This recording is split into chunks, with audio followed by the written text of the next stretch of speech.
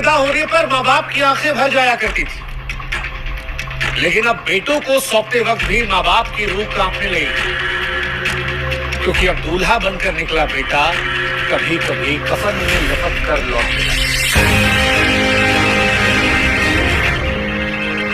पहले मुस्कान रस्तोगी ने जिस तरह से अपने पति को मारकर ड्रम में डाल दिया, और अब मेघालय की सुनसान वादियों में राजा रघुवंशी के साथ जो कुछ हुआ उसने मानवता के रिश्ते को तार-तार कर दिया।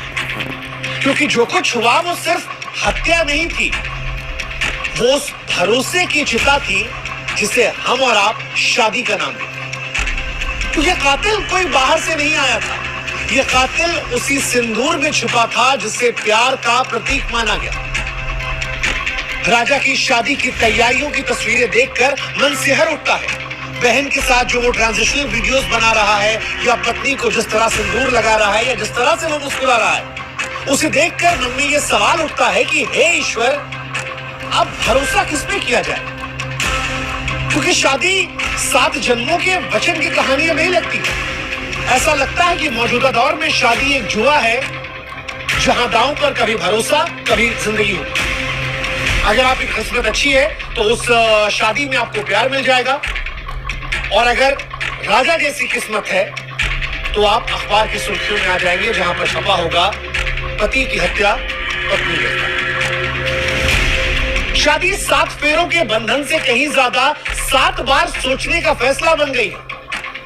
इन सब के बीच मुस्कान हो या फिर सोनम, इन दोनों के पति और इन दोनों आशिकों के घर परिवार, पढ़ाई लिखाई, शक्ल सूरत सीरत कुछ भी देख लीजिए तो आपको यह एहसास होता है कि वाकई में प्यार अंधा होता है।